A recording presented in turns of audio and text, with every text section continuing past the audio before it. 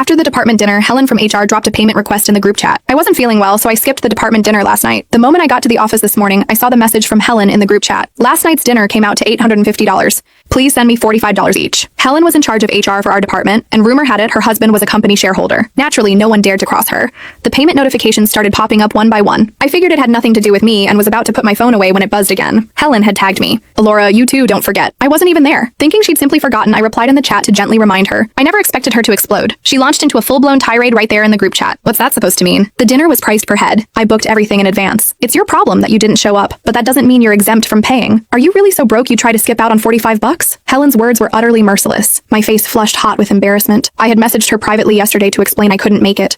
She told me it was no problem, that the restaurant charged by the dish, not per person. What changed overnight? A colleague sitting next to me leaned over and whispered, Laura, you're new to this department. You really don't want to get on Helen's bad side, but this wasn't my fault.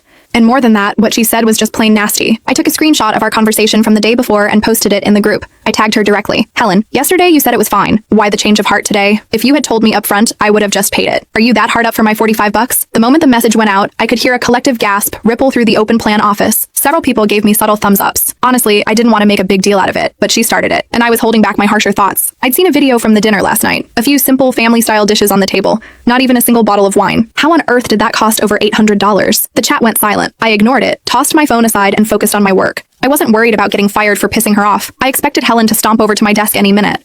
But it wasn't until the lunch break that she finally appeared, stilettos clicking, designer bag swinging, her face a mask of fury. Who do you think you are? She hissed. When did I ever say you didn't have to pay? Who knows if that screenshot is photoshopped? And even if I did say it, it was only because I felt sorry for the new girl. Now the entire department has paid except for you. What makes you so special? You think you're better than everyone else? Looking at her perfectly made-up face and designer outfit, I realized something. No wonder it was so quiet this morning. She hadn't even been in the office yet. Her outburst startled everyone from their lunch break. They saw who it was and immediately went back to staring at their screens, fuming but silent. A few shot me resentful glances. Seeing that I wasn't responding, Helen assumed I was scared. She planted her hands on her hips, looming over me. Pay me the dinner fee right now, and then you will apologize to me in front of the entire department. Otherwise, I'll make sure your life in this office is a living hell. It was a blatant threat. A fresh-faced rookie might have buckled immediately. But I wasn't a rookie. I'd been with this company for 10 years. Most of my old colleagues had either been laid off or transferred. As a long-term employee with a permanent contract and a documented workplace injury on my record, I was practically untouchable. The company couldn't fire me without a massive headache. I wasn't scared at all. In fact, the thought of what was coming thrilled me. Fine, I'll pay, I said. A smirk spread across Helen's face. That's more like it? I cut her off. On one condition. You have to admit, right here and now, that you can't survive without my $45.